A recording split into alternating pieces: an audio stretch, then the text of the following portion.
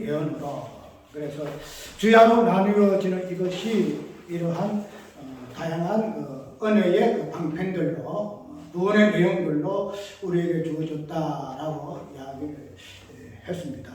그런 부분이기 때문에 왜 이렇게 실제적인 부분을 가지고 이야기하는가 하면은 모든 만물은 그냥 허상이지만 또 실상에 담은 허상이기 때문에 그게 그 자체가 허상 아니지요. 왜 허상이지만 그것은 실상이기 때문에 저 창조전의 세계의 모습을 이 창조전에 창조 후에 그 허상을 통해서 보여준다면, 근데 그런 부분이 어쨌든 눈에 보이는 부분이기 때문에 실상으로 이해를 한다는 거죠. 그 때문에 그런 것들을 우리가 단순하게 성경의 어떤 부분, 또 만물의 어떤 부분은, 또 자연 계시의 어떤 부분을 뭐 그냥 애사라고 생각해가지고 눈에 보이는 부분을 그냥 눈에 보지 아니하는 부분으로만 이야기하고 있다 하는 것 자체가 모순이다. 왜냐하면 우리가 그 부분을 성소를 가지고 이야기하고 등대를 가지고 이야기하고 빛을 담는 그릇을 해서 단순한 해와 달이 아니고 그런 부분으로 우리가 이해해야 한다. 아까 이야기했는데 그런 부분들이 뭔가가 조금 비춰져 있다는 사실을 이야기하고 있고, 그런 오류가 다시 이야기하지만은 모든 만물을 하나님의 어떤 구속의 영역으로 우리가 보아야 한다 하는 것이죠. 저번에 이야기했듯이 우리가 왜 이렇게 유언화를 자꾸 시키는가 하면은 저번에 지옥과 천국도 그렇게 이야기했죠. 우리가 보통 지옥은 우리와 상관이 없다 이야기했잖아요. 우리가 상관이 없어요. 왜? 우리는 천국 백성이기 때문에 지옥과 상관이 없는 건 성경 이야기 맞아요. 그런데 그러한 천국과 지옥이라는 이 관점 개념도 예수 그리스도를 통해서 정확하게 나온다는 거죠. 그리스도 안에 있으면 천국이고 그리스도 밖에 있으면 지옥이라는 거죠. 그러니까 성경 오직 예수를 이해하기 때문에 이 예수를 통해서 천국과 지옥이라는 이 부분도 우리가 해석을 해야 된다는 거예요. 그러니까 지옥은 우리와 상관이 없으니까 부신앙하는 천국이니 아이고 뭐 우리와 상관이 없다. 그 자체를 그냥 아예 그냥 제껴놓잖아요. 그런데 그렇지 않다는 거죠. 예수 안에는 예수님을 통해서만 지옥도 예수 안에 실존하는 존재라는 거죠. 예수 안에 천국이 있고 예수 안에 지옥이 있다는 거죠. 그러니까 모든 만물, 모든 개념도 예수라는 실존을 통해서 해석이 가능하다는 거죠. 우리가 이런 부분에서 그냥 제껴놨다는 거죠. 또 우리가 그냥 언급했지요. 무엇을 언급했냐면은 우리가 선택이라는 요 구원의 요 부분도 우리가 선택 구원이죠. 우리 예수 안에서 이 개념을 이해했잖아. 예수 개념, 선택 구원이죠. 그러면은 우리가 선택 구원 이 개념도 예수 안에 이해했을 것 같으면은 선택이 뭐예요? 하면 말하면 선하죠, 선한. 하나님 선한 백성들, 선이라 개념이죠. 이것이 구원이라는 근본적으로. 그러면 우리가 악이라는 요 부분도, 우리하고 악하고 상관없잖아요. 왜? 우리는 하나님 백성이기 때문에. 근데, 그런 구원의 관점에서 이해했던 선택, 이 부분을 예수 안으로 했는데, 우리가 이 악을 이야기할 때에, 그 악을 이야기하는 부분에서도 내가 이 설명할 때에 그 이유가 뭔가요? 이거를 이야기할 때는 우리가 우리의 어떤 존재 밖에, 우리의 어떤 나라는 어떤 개념 속에 벗어나서 예수 안으로 이야기하잖아요. 선택도 내가 열심히 내가지고 야곱이가 말이죠. 뭐 자기가 노력해가지고 하나님 선택 받은 거 아니잖아요. 하나님의 어떤 은혜를 가지면서 이 선택 구원을 나라 존재가 비껴놨다는 거죠. 나는 아무것도 한 거 없어. 이렇게 이야기했잖아요. 그걸 가지고 우리는 이 부분을 이야기하잖아요. 그런데 이 악이라는 이 부분을 가지고 이야기할 때는 우리가 어떻게 해요? 저는 시작이 있어. 하나님과 선악을 따는 것이 시작이야. 그 제 기원이야. 그래서 그 안에 아담이가 선악을 따옴으로써 죄를 지었고 악이 들어갔기 때문에 나도 그러한 아담의 후손이기 때문에 나도 똑같이 그러한 책임을 가지고서 우리가 이해하잖아요. 그런데 그런 부분이 잘못됐다는 거죠. 선택이 하나님의 구원이 예수와 나 아무 상관이 없을 것 같으면 왜요? 악도 나하고 상관이 없다 그랬죠. 악도 나하고 상관이 없다. 이것은 우리가 여태까지 신학의 관점 볼 때는 굉장히 모순된 부분이에요. 왜 우리의 구원은 우리와 상관이 없다 이야기합니다. 왜 우리의 죄는 우리에게 이야기를 하고 있느냐? 우리 이야기하고 있느냐? 그래서 우리는 죄인이다. 우리에게 죄책이 있어. 그런데 그런 부분에서 하나님이 무조건적으로 구원을 했기 때문에 그 하나님 은혜야. 이렇게 이야기를 한다는 거예요. 그래서 그러한 부분들을 우리는 나라는 것들을 통해서 보게 되게 되면은 이렇게 나눌 수밖에 없다는 거예요. 하나님 은혜를 이야기하기 위해서는 하나님 정해진 나라를 선택했기 때문에 하나님 은혜야. 근데 그런 부분에서 우리가 보통 하나님 은혜의 부분을 이야기하잖아요. 그죠? 왜 내 행위로 구원받은 것이 하나님 은혜로 예수 안에서 선택했기 때문에 그 하나님 은혜야. 이렇게 이야기하고. 그렇게 되면은 우리가 이 악이라는 욕구를 가지고 내가 책임이 없어. 아담과 하와가 죄를 지었할지라도 내가 그게 아담 후손이기 때문에 내가 죄책이 있어. 그런데 그런 부분에서 내게 책임이 있다 할 것 같으면은 솔직히 이 부분에서 은혜되는 개인이 없잖아요. 맞죠? 이 책임을 나한테 했다 전가시키니까 이게 하나님 은혜가 있어요. 그런데 그런 부분을 악의 어떤 책임을 하나님 묻지 아니하시고 하나님 어떤 구원인 관점에서 하나님 선택이라는 부분에서 이것을 이루셨기 때문에 이것 하나님 은혜다 이렇게 해서 하나님 은혜를 강조했다는 거죠. 그런데 하나님의 은혜라는 것은 내가 이렇게 된 상태에서 내가 이렇게 되었으니까 지금에서 내 책임이 있는데 책임 묻지 아니하시고 하나님께서 무조건 구원했으니 하나님 은혜다 해서 하나님 은혜가 은혜되지는 아니다 이 말이죠. 하나님 은혜라는 것은 내가 이렇게 하고 저렇게 되고 나한테 이런 것이 주어졌기 때문에 하나님이 나한테 은혜다 이게 아니다. 하나님의 은혜라는 개념은 내가 항상 그렇게 이야기해요. 이것이 이제 일반 신학에서 조금 벗어났고 또 구속사에서도 벗어났고 우리가 같은 언약을 이야기하는 목사님들하고 벗어난 이유가 그게요. 이 부분에 대해서는 우리는 어떻게 할 수 없다네. 우리 인간 자체가 이런 죄의 어떤 기업 부분을 아담이라는 그 부분을 통해서 성경을 이야기하고 있기 때문에 그런 아담의 후손으로서는 당연하다 이 말이죠.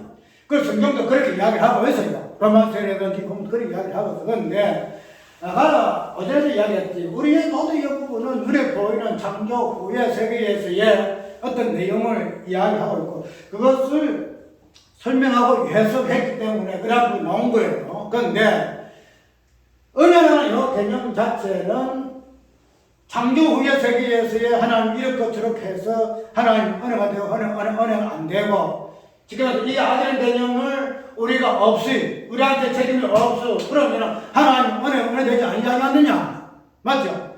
하나님 은혜가 되기 위해서는 악에 대한 책임을 우리한테 묻지 않냐시고 무조건적으로 선택하고 구원해야 하나님 은혜가 되잖아요. 그런데 이런 악에 대한 책임이 우리에게 없다 할 것 같으면은 뭐가 돼요? 하나님 은혜가 되지 않아요. 왜? 하나님이 우리의 책임이 없는데 구원해봤들 그게 무슨 우리에게 은혜가 되느냐 이렇게 볼 수밖에 없다는 거죠. 그래서 그렇게 생각해서 은혜의 개념을 하나 세우기 위해서는 뭐죠? 이 악이라는 죄의 죄책 이 부분을 우리한테 둬야 돼요. 우리에게 출발을 줘야 돼요. 그래야 이 죄책을 묻지 아니하시고 무조건 하나님 은혜로 구원받아서 하나님 은혜 된다 이 말이죠. 그런데 어떻게 얘기했지? 우리가 은혜의 개념도 단순히 우리에게 어떻게 이런 현상과 이런 부분을 가지고 은혜가 되고 은혜가 안 되고 이거 아니다 말이죠. 은혜의 개념, 모든 개념들은 먼저 창세전에 하나님과 아버지와 아들의 관계 속에서 하나님 대신에 있어서의 은혜의 개념이 나와요. 그래서 보지 아니하고 우리한테 내려와서 은혜의 개념을 이야기하게 되어지니까 거기에서 우리의 어떤 부분이 들어가게 되지더라 말이죠. 그래서 내가 이 악의 개념도 어쨌다? 우리하고 상관이 없다. 우리 죄책이 없다. 그래서 이 부분의 모든 것들이 악의 어떤 본질, 제 본질은 예수 그리스도시다. 예수 그리스도시다. 그래서 선택이라는 구원의 어떤 부분도 예수 그리스도시다. 그러니까 예수 그리스도 안에 악이 있고 어가 있다 이 말이죠. 악이 있고 어가. 그래서 우리는 그것을 하나의 그릇으로 토기장에 그릇 말할 때 용도가 있잖아요. 뭐 이것을 이 용도, 저 용도, 용도의 어떤 반문으로 우리가 지원받았을 뿐이지 본질적인 부분에서는 우리의 어떤 존재는 아무 의미가 없다. 우리가 갈 수 들어갈 수 없어요. 그렇기 하나님은 은혜의 부분을 드러내기 위해서 하는 부분은 우리가 아담과 하와가 죄를 지었기 때문에 그 죄책을 책임지지 아니하시고 구원했기 때문에 하나님 은혜다. 그 부분을 우리의 어떤 존재를 통해서는 드러낼 수가 없다는 거예요. 그것을 우리는 때까지 그런 식으로 해석해냈다는 거예요. 그런데 아까 얘기했던 은혜의 개념도 예수 안에 선택이 무조건 중직기 은혜의 개념이잖아요. 예수 안에 악의 개념도 예수 안에 그리고 아까도 지옥도 예수를 통해서 해석이 가능하다 이 말이에요. 지옥도 우리가 볼 때는 예수 믿지 아니하고 천국 대신 들어가는 게 지옥이다 그렇게 해석이 되잖아요. 그런데 예수 안에서 예수를 통해서만이 지옥의 개념을 이해해야 된다는 거예요. 왜? 예수는 모든 만물의 계시의 중점이기 때문에 중심이기 때문에. 그리고 예수님도 지옥도 예수라는 이 인물의 계시를 통해서 지옥을 실상한 본질을 이해할 수 있고 천국의 본질을 해석을 해낼 수 있다는 거예요. 그래서 어제 성경은 예수 그리스도를 증거한다 이렇게 이야기한다는 거예요. 그래서 그렇게 보게 되게 되면 우리가 아까 이야기한 대로 창조 전에 있던 세계와 창조 후의 세계 이 부분을 우리가 정확하게 해석을 해내기 위해서는 창조 후의 어떤 세계에서만 그 부분 가지고 해석을 하게 되게 되면은 어쨌든 눈에 보이는 우리 인간을 통해서 모든 만물을 통해서 해석을 해내야 되기 때문에 창조 전에 어떤 추상이랄까? 그다음에 추상이라는 개념이 없죠? 흠이상하, 흠이하. 이거 추상이라고 그랬죠, 추상. 이 부분을 우리가 정확하게 설명을 못 해요. 그래서 이걸 추상의 개념을 우리가 두리뭉실하게 확실한 것도 없는데 그 이야기 그 자체가 조금 그것이 아니하느냐 그렇지만은 이 땅에서의 이 모든 것들은 흥이하기 때문에 흥 이상 부분을 정확하게 설명 못 해요. 그래서 그런 부분을 우리가 좀 알고 창조의 세계의 부분들도 우리가 해석을 해내고 그거 통해가지고 마지막에 창조 전에 어떤 하나님의 어떤 본질적인 부분까지도 접근해야만이 흠 이상과 흠 이야기 정확하게 맞들어진다 하는 부분을 우리가 해석을 해내야 한다는 거죠. 오늘 우리가 오후에 살펴볼 부분을 민가면은 해와 달을 우리가 일상적인 해와 달의 개념이다. 근데 해와 달이 어떤 역할을 하는가? 우리가 지금 아침 저녁으로 낮과 밤으로 나뉘어지는 우리가 이런 세계에 살고 있기 때문에 그런 부분으로 설명하는 부분에 있어서의 해와 달은 궁창의 강명에서 부분으로 우리가 이해를 한다. 단순히 강명이라 해가지고 해와 달이라는 개념이 없다 할지라도 그런 부분들이 창조의 세계에서의 나타나는 실상은 우리가 눈으로 보는 해와 달이다. 그런 부분은 우리가 그냥 언어적인 해석만 가지고 우리가 해석해서는 아니 된다는 부분으로 이야기를 했죠. 그 해와 달이라는 개념이 없다 할지라도 이러한 궁창의 강명들로 인해서 하나님의 구속이라는 이 계시는 아까 대학이 나온다고 그랬죠. 그래서 징조도 나오고 그 다음에 사시도 나오고 일자도 나오고 그 다음 연한이라는 그 개념을 통해서 우리가 궁창의 하늘의 별들이 하늘의 궁창의 강명들이 이렇게 나뉘어짐으로 말미암아 네 가지란 그런 부분으로 구속의 어떤 그 내용들이 나눠지는 것으로 이야기하고 있고 그런 것들을 성경에서 보니까 빛을 비춰라 땅에 비춰라 땅에 빛이라 이렇게 이야기하는 것으로 우리가 잠깐 다 살펴봤죠. 그렇기 때문에 빛이라는 이 개념은 성경에 이야기하는 다 알잖아요. 예수님 자체가 빛이고 그 빛에 대해서 성경에 자꾸 이야기를 하고 있잖아요. 그러한 부분에서 이 창세기의 어떤 네 번째 창조 속에서의 그 강명들을 통해서도 그런 하나님의 그 빛의 그 내용되는 징조 사실 일자 연한이라는 하나님의 그 빛의 구속의 어떤 내용들을 땅에 비치는 것으로 이야기를 지금 하고 있다라고 잠깐 말씀을 드렸잖아요. 그러면 이제 해와 달이라는 이 부분들을 이야기하고 있었고, 그 다음에 그 부분에서 세 번째에서 볼 때 보면은 별이 나오죠. 별이 나오는데, 별은 오늘 본문 속에 정확하게 별이라고 이야기했어요. 그렇기 때문에 그 별이 뭐 상징적으로 뭐 어떤 다른 것을 이야기할 것이다 이렇게 생각하지 아니하고 눈에 보이는 별을 이야기하고, 그래서 어제 밤에 일어나서 별이 과연 눈에 보이는가 싶어서 저 쳐다보는데 뭐 허리가지고 그 별이 안 보이더라고요. 어쨌든 별은 눈에 보이는 사실이잖아요. 그런데 그런 하나님께서 별을 시험으로 말미암아서 그 별에 대한 내용들이 우리가 성경에서 꾸준히 보면은 하나님의 일하심의 어떤 부분을 드러내는 이러한 개념으로 별을 이야기하고 있죠. 우리가 별은 뭐죠? 뜻을 잘 이야기하잖아요. 예수님께서 동방박사에게 할 때에 별이 나타나서 예루살렘으로 인도하는 그런 부분을 가지고 별 역할을 이야기를 좀 하고 있잖아요. 그러면은 이런 별은 성경에서 말하는 별의 이런 개념 자체는 하나님의 그 구속, 하나님의 그 일하심이 이러한 별의 모양으로 이렇게 나타나고 활용되고 있음을 우리가 잘 안다는 거죠. 그런데 이런 별의 개념 자체를 오늘 특별히 제목을 무슨 별이라고 했어요? 새벽별이라 그렇게 이야기를 했죠. 새벽별. 별은 별인데 새벽이라 이 말이죠. 저번에 새벽을 뭐라고 얘기했죠? 새벽은? 주야를 나눌 때에, 주야를 나눌 때에, 주하고 지금 낮과 밤을 포함한 개념이 뭐라 그랬죠? 새벽이래요, 새벽이라. 그래서 큰 별, 그 해와 달을 그 흔적을 품고 있는 개념이 존재가 뭐예요? 별이에요. 그 주야로 나누라 하는 주야의 큰 별과 작은 별의 어떤 그 부분의 역할을 별의 개념을 통해서 하나님께서 별을 지으신 목 자체가 그런 것인데, 그 별을 성경에서는 구속에 가지면서는 무엇을 이야기하고 있냐면은 새벽의 별이라 이 이야기하고 있다는 거예요. 새벽의 별. 그러면 이 새벽은 저번에 이야기했듯이 예수님께서 부활하시기 위해서 하실 때에 어떻게, 그때가 어떤 때죠? 미명에 예수께서 부활하셨다는 거죠. 그럼 미명이라는 것은 뭐예요? 아니 또 밝은 것도 아니고 아주 어두운 것도 아니고 이게 새벽이에요, 새벽.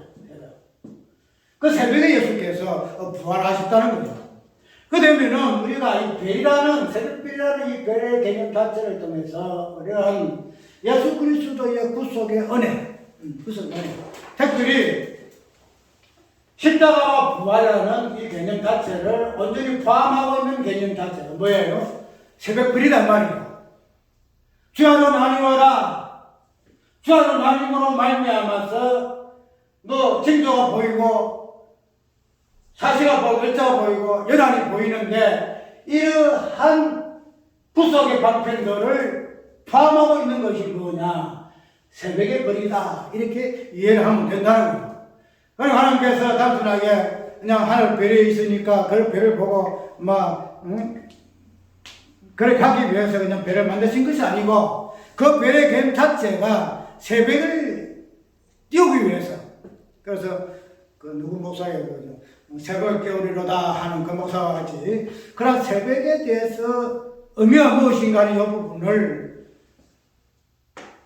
궁창의 강명 중 하나가 되어지는 별을 통해서 해와 달의 그 의미를 보여주는 존재로서 하나님께서 별을 지으셨다 하는 사실을 우리가 알 수가 있다는 겁니다. 그렇기 때문에 이러한 별에 대해서의 부분이 성경에서 굉장히 많이 이야기하고 있다는 것은 잘 아시잖아요. 해와 달에 대해서는 별 이야기 없지만, 그러나 해와 달의 어떤 본질에 대한 부분을 두 가지 온전히 품고 있는 존재가 이 별이기 때문에 이 별 자체가 성경 전체에서 구속의 어떤 여정을 보여주는 존재로서 우리에게 이야기를 좀 하고 있다는 거죠. 그래서 성경의 계시록에 우리가 정말 읽어봤잖아요. 교회를 갖다 무엇을 요구했죠? 별로 표현하고 있잖아요. 별이라 이렇게 표현하고 있고, 그 다음에 이런 교회로서의 별의 개념을 두아디라 교회에 잠깐 살펴봤잖아요. 그래 보니까 이기라, 내가 너희에게 무엇을 줄 것이다, 새벽별을 줄 것이다, 이렇게 이야기를 좀 하고 있죠. 이거 한번 읽어볼까요? 아까 잠깐 읽었던 두아디라라며 교회를 받지 아니하는 소위 사다 기쁨을 알지 못한 너에게 말하노니 다른 것으로 너희에게 지을 것이 없노라. 다만 너에게 있는 것을 내가 올 때 굳게 잡으라. 이기는 자와 끝까지 너희를 지키는 그에게 만국을 다스리는 것을 주리니 그가 적정을 다스리고 죄를 다스리고 질걸 깨뜨린 같이 하리라. 너도 내 아버지께 받은 것이 그러하니라. 내가 또 그에게 새벽별을 주리라. 기는 자는 성령 교회에 들어가신 말씀을 들을지어다. 이 이야기가 있잖아요. 특별히 여기에 7교회에 하나님께 약속하신 그 약속의 내용 속에 새벽별이 포함되어 있다는 거죠. 그런데 우리가 알기로는 우리가 새벽별을 하나님께서 요즘 약속하셨는데 그 약속의 근거가 끝까지 이기라. 끝까지 이기라. 너희에게 있는 것을 내가 올 때까지 굳게 잡아라. 이런 부분에 대해서 하게 되게 되면 내가 너희에게 뭘 주겠다? 새벽별을 줄 것이다. 이렇게 이야기를 하고요. 그래서 이런 것을 함으로 인해서 우리는 주님께서 약속하신 새벽별을 우리가 받을 것이다 라고 소망을 가져요. 그런데 하게 되도록 우리는 존재, 교회라는 존재는 어떤 존재예요? 별의 존재예요. 별의 존재. 단순하게 이런 하늘에 있는 것 같은 별이 아니고 새벽에 떠서 새벽까지 남아있는 그러한 존재로서의 별이 우리 교회라 이 말이죠. 그냥 별이 아니다 말이죠. 별은 별인데 마지막에 약속하신 것이 새벽에 별을 주시겠다 이런 약속을 우리에게 하신 것으로 보고 우리가 마지막에 이렇게 신앙생활이 되면은 우리가 새벽별을 약속으로 받을 것이다 이렇게 얘기합니다. 우리 교회론 자체는 별의 본질을 안고 있는 존재예요. 별 존재를. 이것을 약속의 개념으로 약속할 개념으로 새벽별을 언급하셨지만 이미 우리 교회 자체는 예수 그리스도께서 새벽별이 되신 것 같이 우리도 이미 별이다 이 말이죠. 그 별은 별인데 어떤 흔적을 가진 별이냐? 새벽의 흔적을 가진 별이다. 새벽의 별이다. 우리가 이렇게 함으로 저렇게 함으로 우리가 새벽별의 약속을 받는 존재가 아니라 이미 우리는 예수 그리스도 안에서 당신이 별이신 것 같이 우리도 별이기 때문에 새벽별의 흔적을 가진 존재로서 우리를 참으시는 하나님으로 우리가 이해를 해야 한다는 거죠. 그러니까 별은 별인데 새벽의 흔적. 특별히 새벽 자체가 십자가 부활이라는 그러한 개념을 우리에게 포함되어 있기 때문에 우리의 별 자체, 우리 교회론 자체가 이런 새벽별의 흔적을 가진, 즉 십자가 부활의 흔적을 가진 그러한 존재가 우리 교회라 이렇게 이해를 하면 된다는 거예요. 우리 간단하게 예배 정리합니다.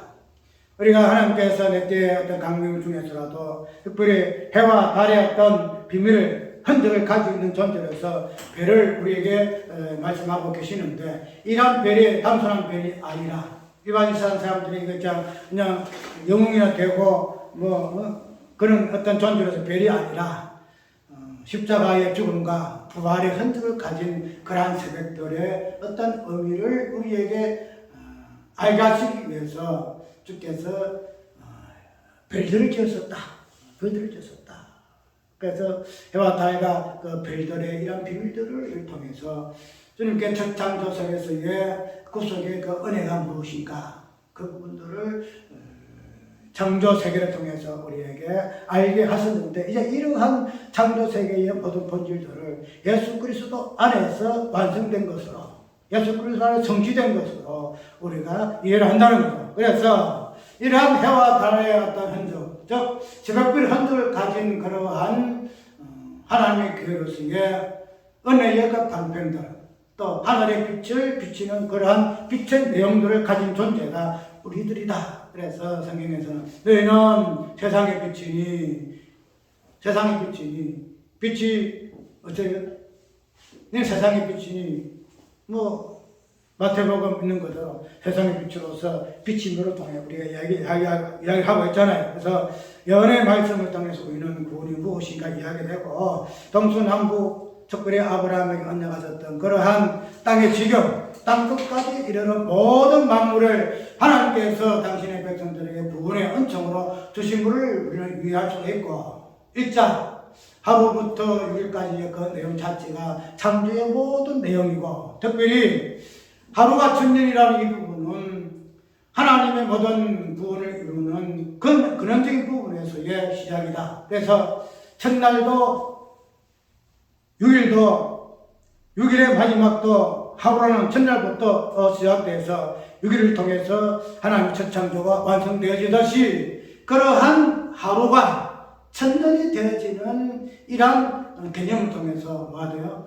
모든 만물이 구원에 완성하시는, 그래서 하루가 그렇게 중요하다는 거죠. 왜? 하루 첫날에 빛을 지었기 때문에. 그 첫날의 하루가 어둠과 빛과 어둠과 낮과 밤으로 갈라지는 이러한 사실들 통해 가지고 모든 부 속의 내용들이 막 쏟아지잖아요. 그 빛이 비치는 가지고 쏟아진단 말이죠.